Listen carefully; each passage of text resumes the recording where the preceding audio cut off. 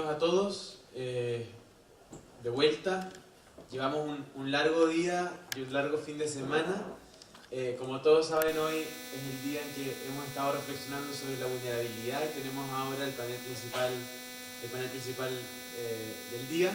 Comenzamos hablando sobre las ciudades costeras, hemos visto cosas sobre Valparaíso, hemos tenido diálogos sobre obras, hemos hablado sobre los indígenas. Hemos hecho un barrido general sobre qué es lo que entendemos hoy como vulnerabilidad y cómo eso toca hoy día a los arquitectos.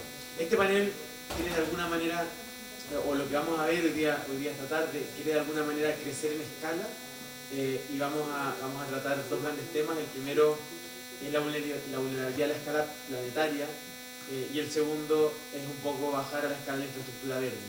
¿Y qué podemos hacer nosotros como arquitectos, diseñadores urbanos o diseñadores del paisaje para poder hacer ciudades que sean quizás menos vulnerables, más adaptables, más resilientes, más robustas, más capaces de responder al cambio?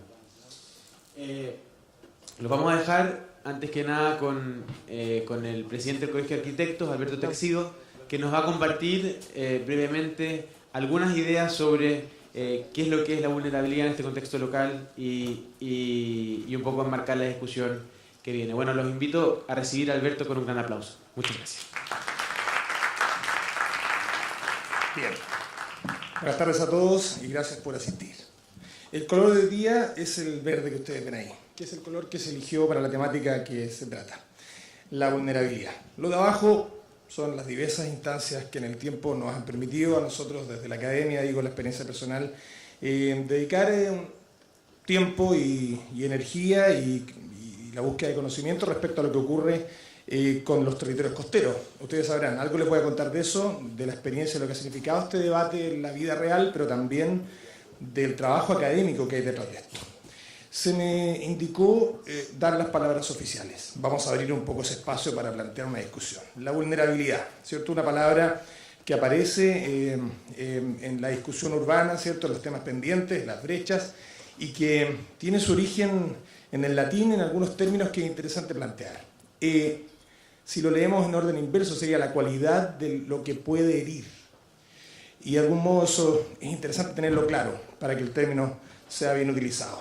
En el tiempo hemos, desde la universidad, especialmente como soporte, salido una discusión en distintas temáticas. Esto implica debates, opiniones, investigaciones, publicaciones. En los próximos días lanzaremos un libro en la agrupación Metropolítica que resume parte del gran debate que hay respecto a esta ciudad y sus temáticas de vulnerabilidad, en el borde, en lo social, en las quebradas. Y creo que es interesante, tal como se planteó una discusión antes de esta temática de cómo aproximarse a las problemáticas urbanas. Cuando anteponemos este prefijo de lo monofuncional, cuando una sola función es el objetivo del diseño, lo monodisciplinar cuando solamente los arquitectos o los ingenieros o los economistas realizan un proyecto, por tanto siempre hay un problema cuando se trata de una sola. Lo monosectorial cuando una repartición pública no es capaz de conversar con la vecina que está haciendo proyectos que pueden en sumatoria ser más beneficiosos. Monoescalar también respecto a los impactos y al comprender los territorios. Muchas de las cosas que pasan aquí en Valparaíso no tienen que ver ni siquiera con el territorio nacional, y tienen que ver con lo que está pasando con los corredores oceánicos o incluso con Asia. Y monogubernamental porque gran parte de los proyectos que vemos que intervienen en las ciudades, especialmente los grandes, pasan de periodos alcaldicios y presidenciales de largo. Por tanto, son poco interesantes para las lógicas de los plazos gubernamentales de 4 años. Y por tanto, si hacemos ese cambio hacia lo multi simplemente en el prefijo, se abre gran parte del secreto, o probablemente esta dificultad, ¿cierto? Pero la posibilidad de que los proyectos mejoren en su calidad. En esta bahía, ustedes saben que hay un debate sobre calidad de vida y competitividad. Nosotros tratamos de reflexionar cómo pueden las actividades productivas desarrollarse sin afectar otras actividades propias de la ciudad. Valparaíso ha sido uno de los centros de esta discusión. Esto que ven ustedes aquí es parte del estudio que hicimos se hizo durante la década pasada, una investigación de tesis doctoral, pero que permitió hacer mediciones. Aquí se ven las adiciones de suelo artificial a Valparaíso según un periodo de tiempo. Lo que crece hacia arriba a la derecha son estas franjas de relleno que generaban más suelo para la ciudad en términos de su escaso suelo plano y espacio de bodegaje, pero también permitían un borde vertical rectificado y por lo tanto facilitaban el embarque y desembarque de todo el frente de la ciudad, casi sus 3 kilómetros de bahía, en lanchones y embarcaciones menores que podían entrar y sacar la carga de la ciudad hacia los barcos más grandes que estaban anclados en la bahía. Hacia abajo a la derecha, las nuevas calles y aperturas, hacia abajo a la izquierda, las nuevas plazas y espacios públicos, que es interesante ver que, si ustedes se fijan en el color verde, que no es exactamente el tema ahora, pero bueno, plantearlo, son de color verde, el mismo hoy día, pero que en el plano indican lo que ocurrió después del terremoto de 1906, donde entonces la Plaza O'Higgins, el Parque Italia y la segunda Plaza de la Victoria o Plaza Simón Bolívar aparecen después del terremoto de 1906 como espacios públicos, porque hasta antes de ello eran manzanas edificadas. ¿Por qué aparecen? Porque fueron los lugares donde se pudo atender a los heridos, se pudo acumular a los muertos, cerca de 3.000, 4.000 en el terremoto de 1906, y por tanto la condicionante de diseño del espacio público y su distribución en el plano de la ciudad tienen que ver con una condicionante más que de diseño urbano, también esta doble función en cuanto a espacios para superar este tipo de complejidades. Valparaíso, entonces, podemos hablar de que crece hacia el mar cuando le va bien.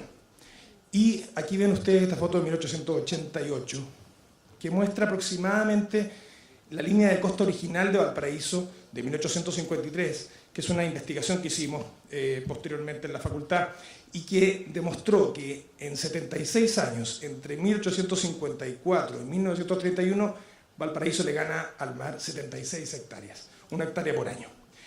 Aproximadamente la costa original, si vemos sin el 76 ahí, es la Avenida Brasil. Aproximadamente la Avenida Brasil es la playa original de ese momento.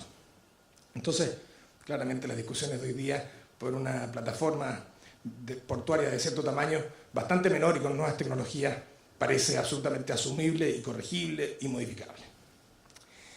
Y además ustedes saben que en ese momento Valparaíso era top, ¿no? Estaba esta condición de los ascensores, estaba una ciudad que crecía hacia la topografía, y de algún modo rememoramos esa ciudad de vanguardia y hoy día que requiere tanta atención y está, incluso hoy día la Bienal para nosotros también es importante en este contexto, no solo de descentralización, sino también de una ciudad que resume gran parte de nuestros problemas y desafíos. Y por otro lado, ¿cierto?, la problemática de las quebradas, ¿cierto?, la ocupación irregular, el Valparaíso que le va mal crece hacia arriba de manera no consolidada, y por tanto estas condicionantes de temáticas pendientes. En los bordes costeros también, esta es una cita al Press-Constitución del equipo elemental, donde también el golpe de ola, si alguno de ustedes recuerda, por el costado del río Maule, la ola golpea a la ciudad, ¿cierto? No entra por el mar, porque ahí está la celulosa, qué sé yo, pero por el costado norte de la ciudad entra la ola y golpea. Esto permite plantear al equipo elemental el parque costero, que está parte de él inaugurada y que permite decir, claro, que este parque, según los expertos, no necesariamente puede cubrir el impacto de una ola de más de 6 metros, pero sí es importante decir que es un acto de diseño urbano donde el espacio público está privilegiado y por tanto podemos evitar la ocupación irregular como estaba antes del 2010, con viviendas que son claramente el tipo de uso del suelo que en los bordes costeros debiéramos cuidar de que no sufra los impactos de su pérdida. Y el caso de Antofagasta, que es otro ejemplo interesante respecto al galpón de acumulación de concentrado de cobre en el borde costero de la ciudad, siendo que existían alternativas en el sistema portuario de la región con mejillones, y que pese a que conocemos los planos del SHOA, ¿cierto?, el Servicio Hidrográfico de la Armada, que muestra hasta dónde va a llegar la ola de golpe tsunami, se decidió ponerlo aquí, siendo que había alternativa de ponerlo acá. En el caso de la izquierda, Antofagasta, a pocas cuadras del centro histórico de la ciudad. ¿Qué está pasando entonces si sabemos lo que va a pasar pero no hacemos nada? Finalmente, las problemáticas de planificación están desafiadas, ¿cierto?, a ver cómo el conocimiento de la academia, de los científicos, aterriza en las políticas públicas. Y por tanto, estas catástrofes naturales de las que hablamos permanentemente, claramente deben ser reemplazadas por una lógica que cuesta enfocar, pero que es esta discusión sobre lo socio-natural, ¿cierto? Siempre hay un componente detrás en el cual tenemos conocimiento de los impactos cada día más y debemos considerarlo al momento de decidir emplazamientos de ciudad y sus correcciones. Graduales, claramente, porque es muy costoso, pero hacerlo. Esta imagen que van a ver ustedes es una simulación de lo que va a pasar en esta bahía, según algunos, sobre la ampliación portuaria. La ampliación portuaria se dibujó en un plano 2D. Los arquitectos quisieron dibujar el 3D. bien o mal, hubo bastantes críticas a esto porque eran un container menos de altura o algo así. Pero de algún modo se generó una discusión que partió siendo una discusión visual, estética, pero que después de hacer algunas investigaciones, ustedes si recuerdan bien, por esta zona está el Duoc UC. El Duoc UC, según informan ellos mismos, costó 10 millones de dólares ser comprado, se tasó al poco tiempo y valía 12 millones de dólares ese edificio, que era un símbolo del deterioro y hoy día es un símbolo de la recuperación.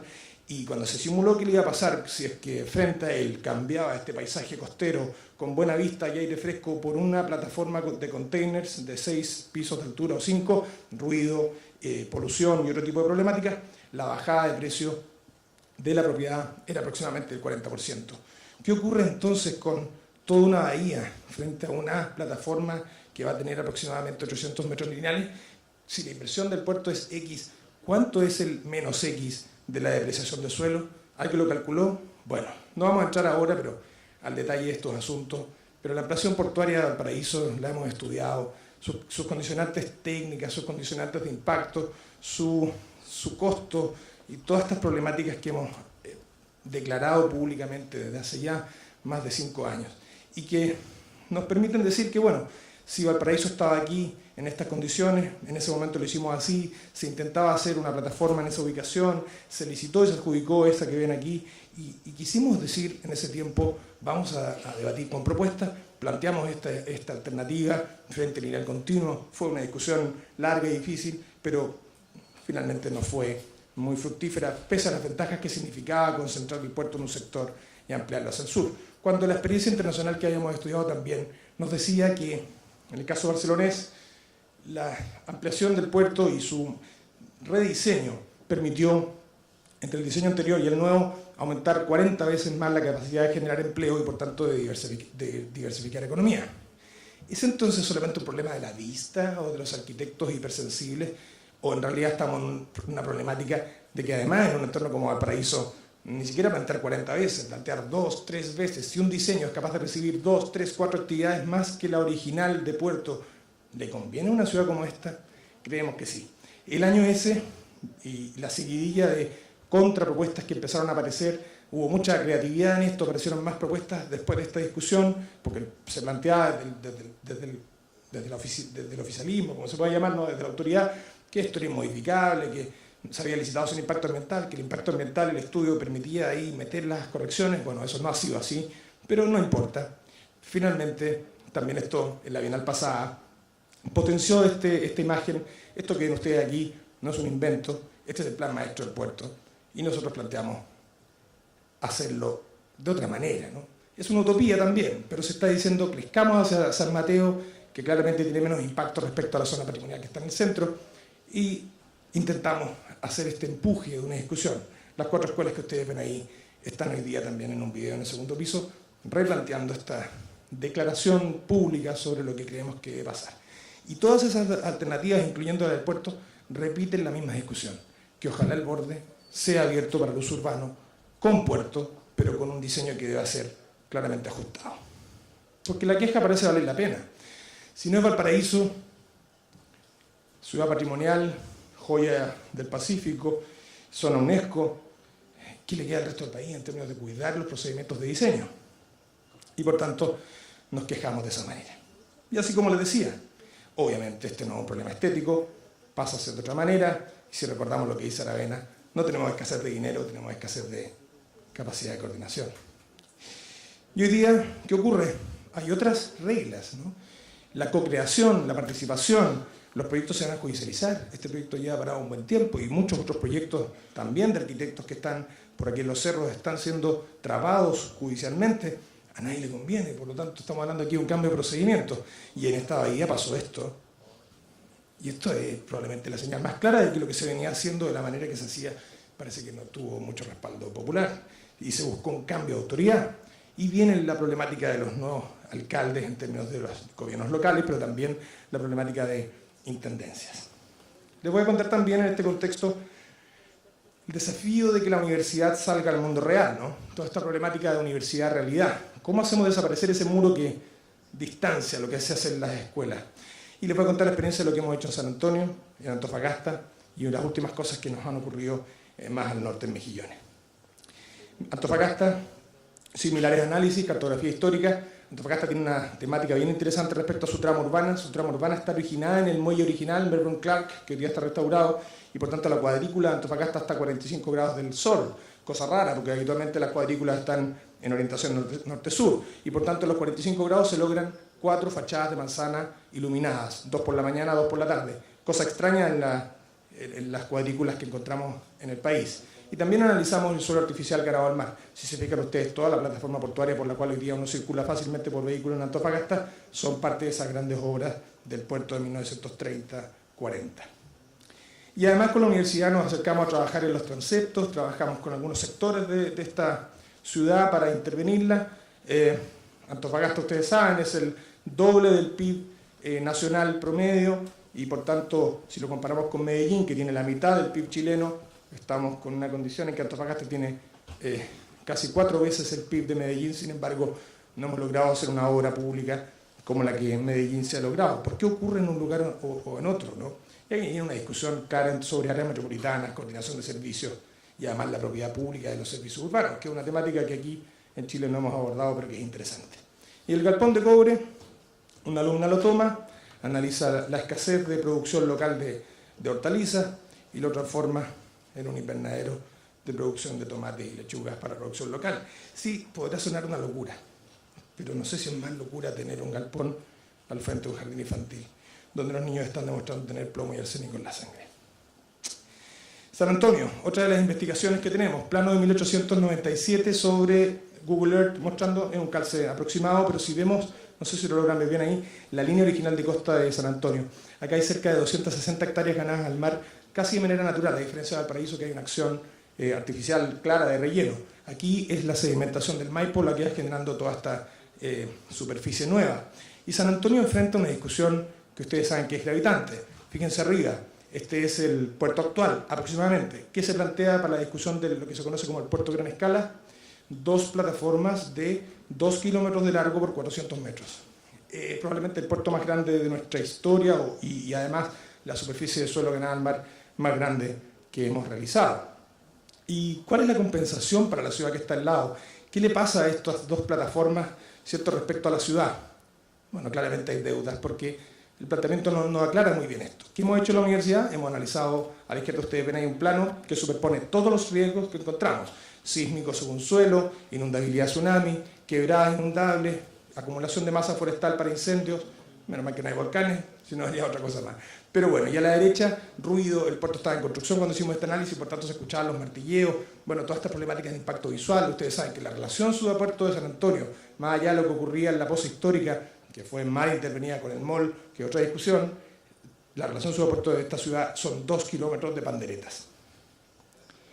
Y por tanto en la universidad se han estudiado los corredores ambientales, se han estudiado las posibilidades de que esta ciudad mejore esa relación, esa interacción en la interfase, y hemos logrado generar planes maestros como los que ven aquí, que plantean esta discusión, incluso metiendo agua, no necesariamente mar, pero sí estamos metiendo espacio público en un buffer de amortiguación que permite llegar casi a la plaza del gobierno regional, perdón, el gobierno provincial, con una playa artificial tipo Crystal Lagoons. Bueno, llevamos 2 años trabajando en esto y todas las intervenciones plantean y repiten la misma problemática de esta ciudad y esta línea de amortiguación, donde la relación ciudad-puerto, interfase, la problemática de esta zona muy deteriorada, es la zona que tiene más polvo, más ruido, más fachadas opacas, más delincuencia, y por tanto planteamos esta revitalización.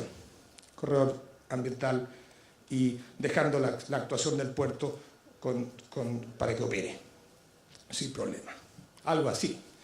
Y hoy día nos encontramos trabajando en Mejillones. La bahía de Mejillones tiene otras problemáticas. Los alumnos han estudiado esta situación. Una termoeléctrica, una central de gas, cada central termoeléctrica a su propio cableado, hay un impacto con los puertos y por tanto estamos en esta discusión de cómo hacer que esta ciudad que fue golpeada por un tsunami en 1877, que alcanzó la cota 11, esté más segura, y por tanto se hicieron los análisis de cómo transformarla en una ciudad invulnerable o más segura. Y esto podrá sonar utopía, pero aquí estamos corrigiendo, intentando corregir un elemento de protección para el oleaje, que es lo que ven ustedes arriba con la T, remediación ambiental con algas que permiten que el agua contaminada de la zona portuaria ingrese a la ciudad o llegue con cierta capacidad de ser más limpia, y una buffer de amortiguación entre la ciudad y el puerto que nos parecen interesantes para mejorar esta condición. Bueno, desafiante el asunto. Valparaíso y sus problemáticas de vulnerabilidad, saben ustedes que año a año nos dan anuncios bastante poco gratos. Tenemos también la problemática del norte con lo que ocurrió en Chañaral y Copiapó, a diferencia de lo que no pasó en Taltal y Antofagasta, donde sí se había invertido en las piscinas aluvionales en la época del gobierno de Ricardo Lagos de 6 años. Y esto que ven aquí es talcahuano, no es otro país. Es decir, también el diseño de las infraestructuras portuarias los próximos años va a tener que considerar la variable de estas nuevas condicionantes de diseño dado el aumento del nivel del mar y periodicidad de las marejadas. Y esta otra vulnerabilidad, que también digamos que se sale de la problemática del terremoto exactamente, porque este edificio no se cayó solamente por el 8.8, se cayó también, podríamos decir que por la ambición de algunos. Y viene la discusión sobre ley de colegios profesionales y control de la profesión, que es otra discusión, pero que también rodea esta discusión. Es decir, nuestra recomendación desde la academia, que ha sido repetitiva, es cómo pasar de esa reacción monofuncional a una planificación multidisciplinar. El año pasado, además, por conocer cómo funcionan estos esquemas de negocio en los proyectos de borde costero, conocimos el caso Puerto Madero, nos recibieron sus propios autores. Es un problema solamente de ingreso per cápita el poder hacer proyectos como este si en la misma latitud tenemos este tipo de intervenciones para no ir a ver Europa ni Estados Unidos. Y cuando estuvimos en Buenos Aires, pusimos esta imagen frente a unos alumnos de la Universidad de Buenos Aires que decía, pudo ser mejor, ¿no? Y los argentinos son, ustedes saben, divertidos, ¿no? Entonces veían esta imagen y decían, pudo ser mejor. Claro. Pero, si hubiera sido en Chile, hagamos un poquito de mezcla de cosas, pongámosle un poquito de, supongamos que pudo ser peor también, pongámosle un mall, un gueto vertical, es una combinación de cosas raras, ¿no? O pongámosle un Shanghái, ¿no? Pero cuando uno va a Buenos Aires, ¿cierto? Y ve este ejemplo de Puerto Madero, uno dice, ¡ay, qué lindo lugar! ¿No? Y aquí probablemente incluso algunos ejecutivos de los puertos y del Ministerio de Transporte también juntan dinero para ir a Buenos Aires a comer bife chorizo en estos lugares tan lindos. Pero aquí, ¿por qué no lo podemos hacer? O sea, esa es la pregunta que hacemos, ¿por qué hemos evitado poder hacer esto? Si hubiera sido Chile, hubiéramos sido capaces de dejar esa superficie de puerto para otra actividad que no fuera la que genera grandes ingresos. Tenemos que aprender claramente otras maneras de hacer las cosas. Bueno, claramente aquí pensar, decir, no podemos pasar la vida en eso, la pregunta está en el hacer. Y la H de hacer es muda, o algo así. Pero vamos a hacer que esta H de hacer no sea tan muda y esperamos que la discusión que se está generando hoy día permita pasar de esta vulnerabilidad a entender que tenemos que trabajar con esto y que va a ser una herramienta de debate y producción. La Bienal que hemos hecho hasta ahora con estos diálogos hipotecables pretende eso. Creemos que hay tiempo para hacerlo, la capacidad la tenemos, hay ideas y podemos adaptar la experiencia internacional que ustedes ven aquí y nos rodea hoy día para que esos diálogos sigan siendo planteados y que podamos en este espacio de las palabras oficiales partir una discusión que sea útil al progreso de nuestro país. Muchas gracias.